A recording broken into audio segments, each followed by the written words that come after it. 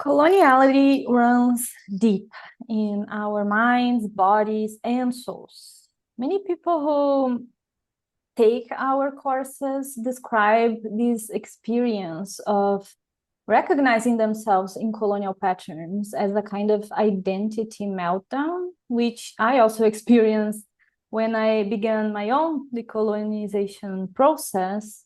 Um, in a way, I've come to think about decolonizing the self as this kind of process of internal exorcism, kind of a purging of norms, behaviors, reflexes, everything that was installed in us over centuries because we were trained into them, socially, culturally, institutionally, and often through fear and reward.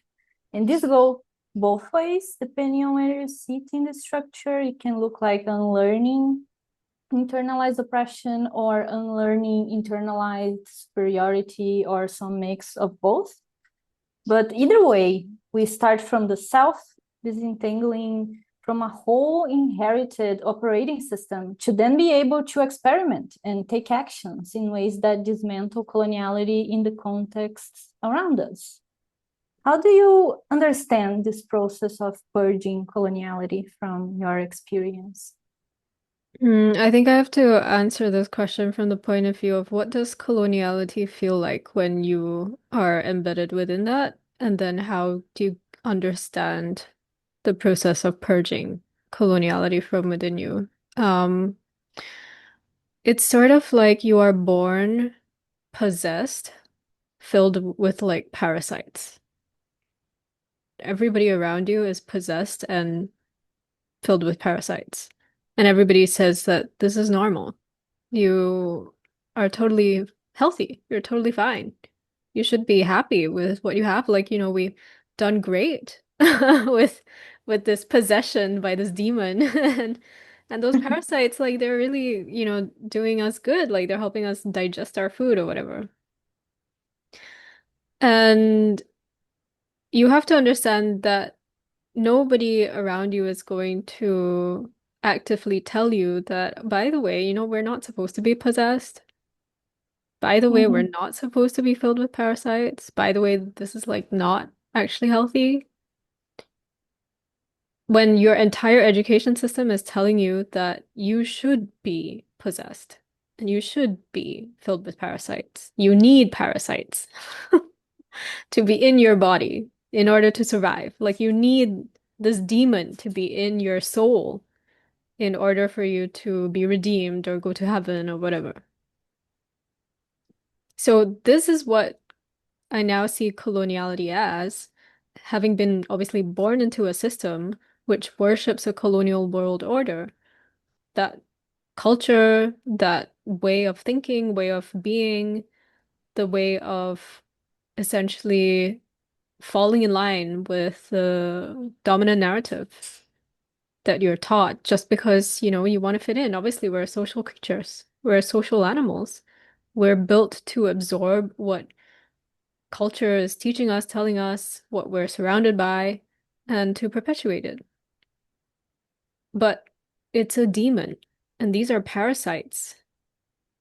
So when you come to this understanding that this is unhealthy, this is toxic, this is like, I don't want to live like this, then you start looking for ways that, you know, you need to get that medicine and you need to find that priest to be able to rid yourself of these things and to see like, well, how am I going to feel different and how am I going to be different? Am I going to be able to keep myself clean? And Mhm. what will that take? Because you are still surrounded by a whole world that is telling you that you are right to be possessed by demons and you are right to be filled with parasites.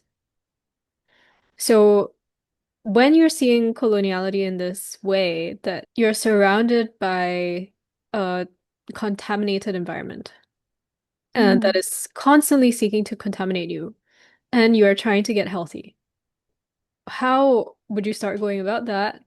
Some people prefer to, cold turkey, like just have all the medications and suffer for like months or a week or whatever it is, and then kind of like get onto the other side and then start really like toughening down on those strategies to keep yourself clean. But other people are kind of like, well, I'm not sure. Maybe I like this demon. Maybe like Mhm. the demon is part of me. Maybe, I have to kind of take steps to rid myself of this demon. Maybe I should try to negotiate with it first. Maybe I should try to kind of like, have discussions and try to talk to other people's demons. Let's see, like, do people want to take that plunge along with me?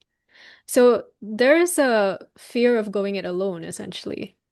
And you want to try to, take the easy way out.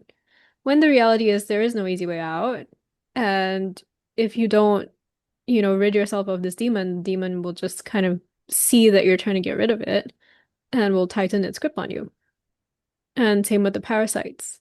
When it knows that the body is stressed out, parasites find new ways to enter into different parts of your body in order to avoid being flushed out. So there are all of these dynamics that are going on when we start negotiating or when we start kind of giving excuses or saying like, well, maybe it's not that bad, etc. Or like, yeah, I know this is a problem, but like I have time to fix it. Meanwhile, like you are the host body and you are being decimated by these entities that are inside of you that you see as part of you, etc. So here you are not really ever knowing who you are outside of that picture. You never know who you are, who you could have been, who you might have grown up to become if you were actually healthy, if you were actually free from that world order in order to fulfill your soul's purpose on this planet. And yet, many people see decolonization today in kind of like mainstream discourse as something far distant in the future that maybe, our children will talk about and, meanwhile we have the treatment today.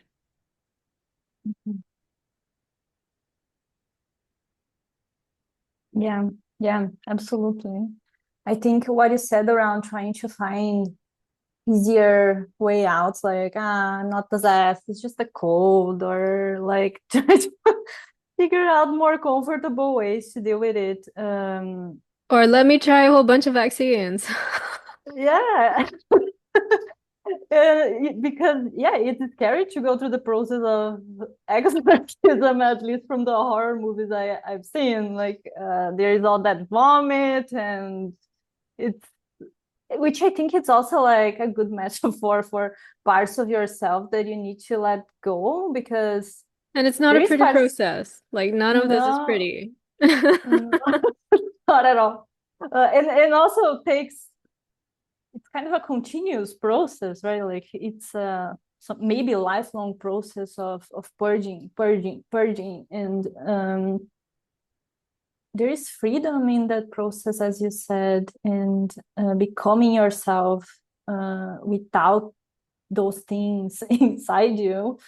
And I love what you said around the process of recovery after that, because I think in so many ways the commitment to decolonization resembles the commitment to health. Like when you are changing habits, disinvesting from habits that deliver short-term comfort but are like actually harmful for yourself and for others. And a lot of these habits, comfortable habits, we keep reenacting them because they are familiar, they are rewarding, they are also neurologically reinforced. So it's easy to default back to them when we are in situations of stress or pressure. That's why I think the practice is important, because you start slowly building the synapses in your brain that make that choices feel less effortful with time. Yeah, like muscle memory. Yeah. Exactly. So this repetition, knowing that, when you start a new habit, you don't have necessarily, depending on the habit, the skills or the stamina, like that is developed with time. And through that development, probably, most likely, you will make a lot of mistakes.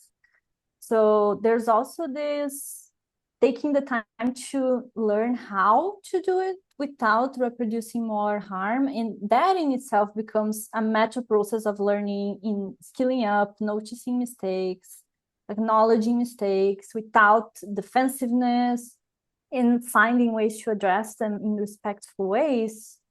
Therefore, finding more healthy ways to live and healthier ways to relate with others until these responses become more natural than the old ones. Like, it gets easier with time, I think, to also because your self defenses are lower. Like, it's less painful to have to destroy parts of yourself and grow when you are not so attached and you are acting from this place of humility and openness instead of, protecting the identity that coloniality built for you. And there is attachment in that.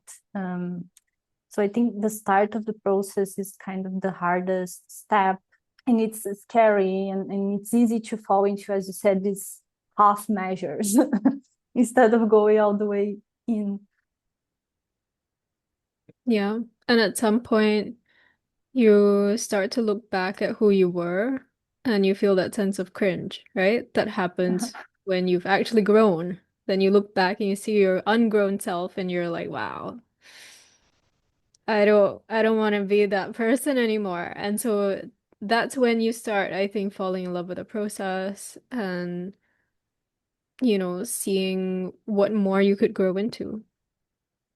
Yeah, and you start to kind of, as I said, like the process of growing. And it's like not only about growing in the sense of developing skills, but that you sense this authenticity of who you are becoming clearer as well. Exactly.